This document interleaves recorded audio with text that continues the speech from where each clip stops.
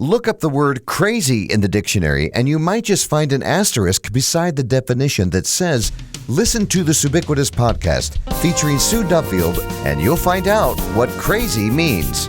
Sue's travelogue journey of unfiltered stories, impossible miracles, and faith-filled fun will be revisited right here. So buckle up and let's get going with this humorous travelogue of an unfiltered saint, Subiquitous. The Christmas We Downsized. This isn't the first time. We've done it several times. There's a recurring theme in Christmas stories summed up in Dr. Seuss's classic children's tale, The Grinch Who Stole Christmas. No matter what you do or not, what you have or don't, Christmas happens anyway.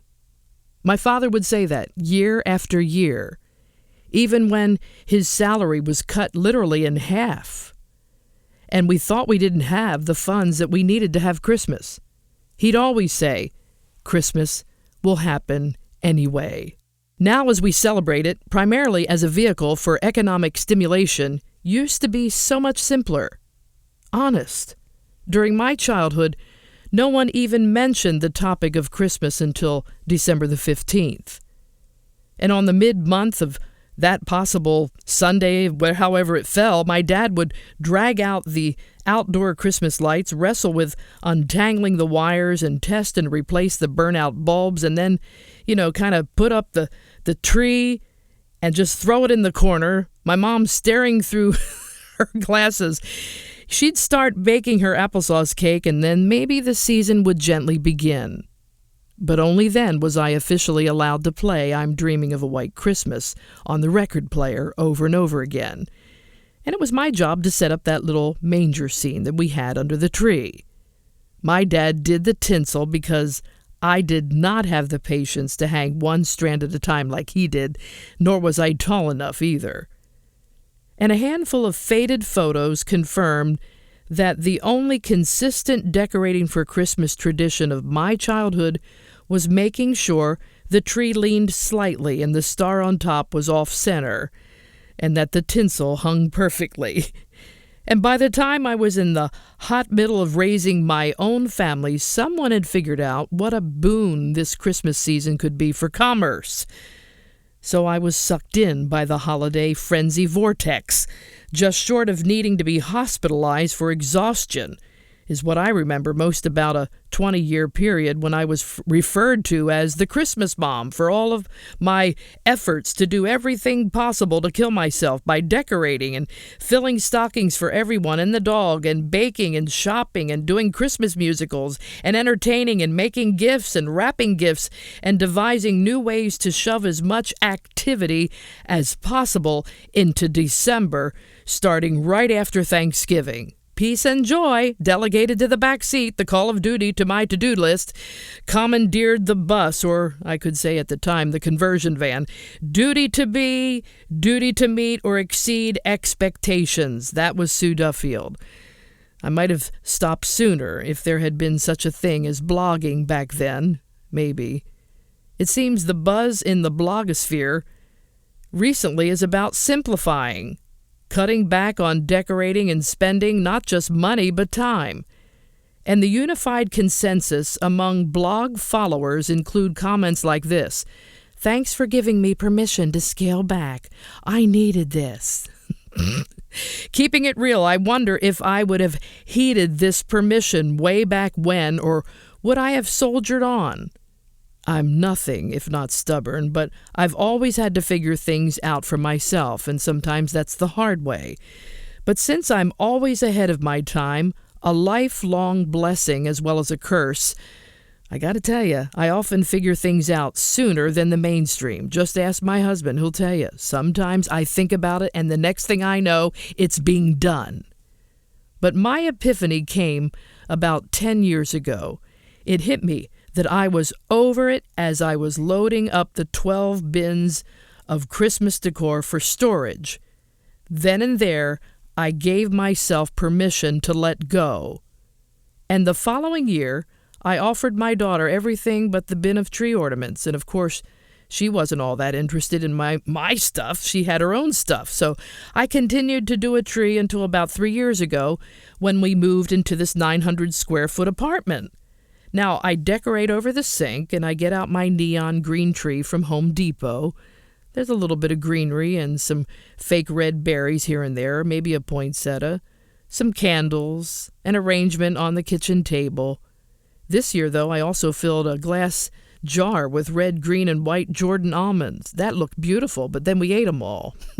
But more importantly, my decision was even more dramatic than limiting decorating.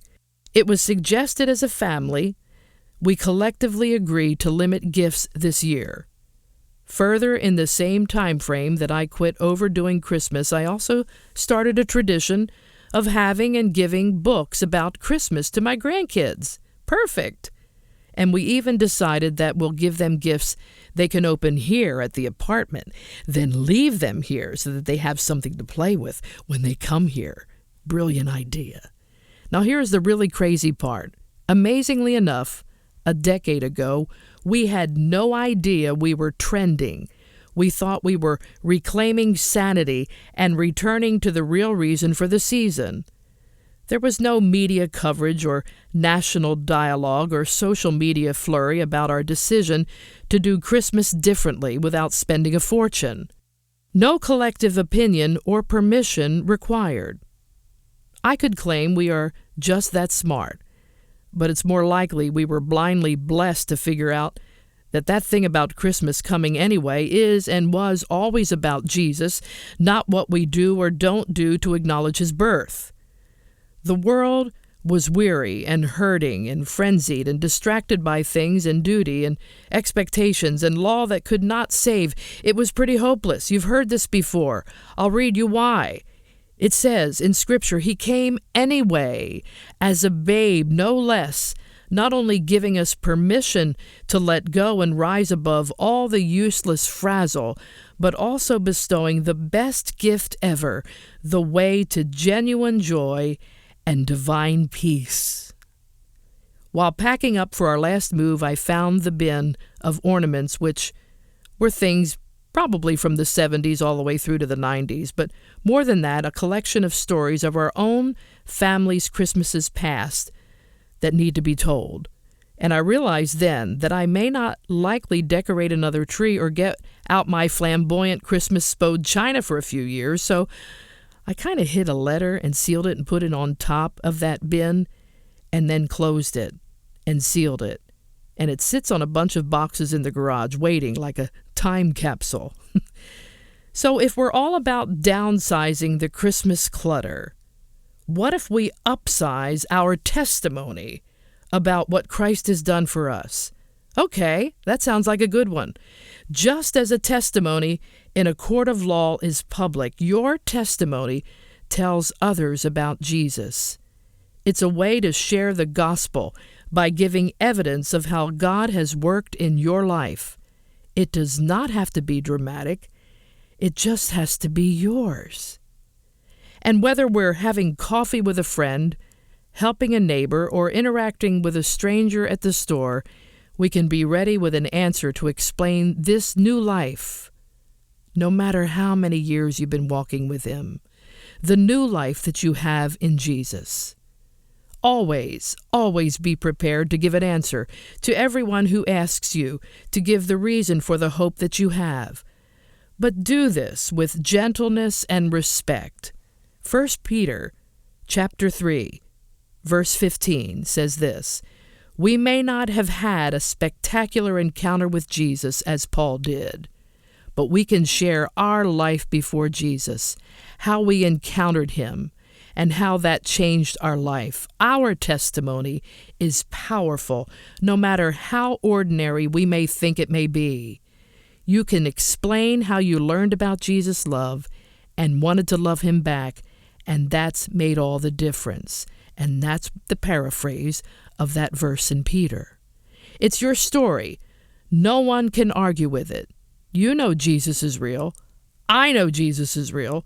You know how Jesus has changed your life forever. I know how Jesus has changed my life forever. But there are times where we do not have a lot of time to explain that story. Or maybe you're in public and the Holy Spirit prompts you to start a spiritual conversation with someone. How can you share your story quickly? And how to share your testimony in a way that engages others? Well, I kind of have this little 15-second kind of way of upsizing your testimony. I learned this approach by a fellow disciple-making ministry partner, and to basically share her name, Jamie Morgan is a testimony machine. I am telling you, when you are with her, she shares the gospel of Jesus with everyone she meets. So I kind of learned from her. You can describe your life into 2 words or phrases about following Jesus. What are the 2 words that stands out in your mind right now as you're listening to this episode today that stand out on what Jesus did for you? Maybe for me it's, He's given me great faith and giving me great healing. Those are 2 words that come to my mind. And then you can describe your life in 2 words. And then drop those words in a casual conversation. You could say something like, there was a time in my life when I was faithless and hopeless. And then I was forgiven by Jesus and chose to follow Him, and my life changed. And now I'm full of hope and full of faith. And best of all, I have a friendship with God. And you can ask that person, do you have a story like that? And then be quiet and listen to their response. You got to know this. There's a lot less evangelism going on these days. I don't know why. But there are pastors and ministry leaders that are not sharing Jesus in an evangelistic way. I'd like to change that, and I'd like to upsize my willingness to share the gospel with others. Because before Jesus, there was a time in my life when I was selfish and life felt meaningless. And then I was forgiven by Jesus and chose to follow Him.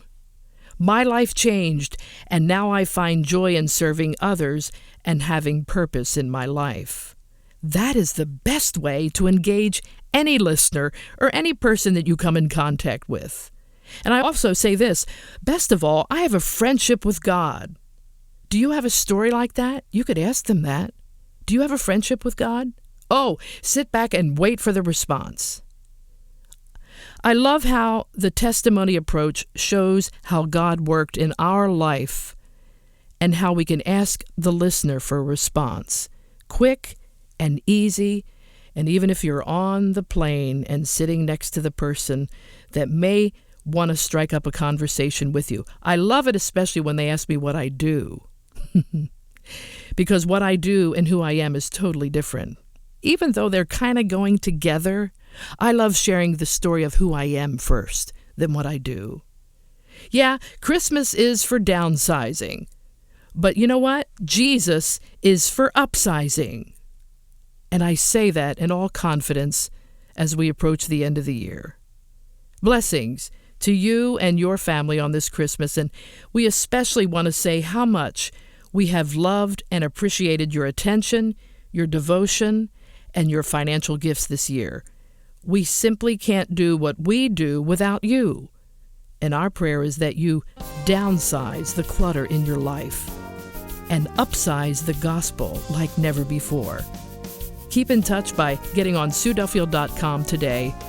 And I want to say, on behalf of Jeff and myself, Merry Christmas, and we will see you next time.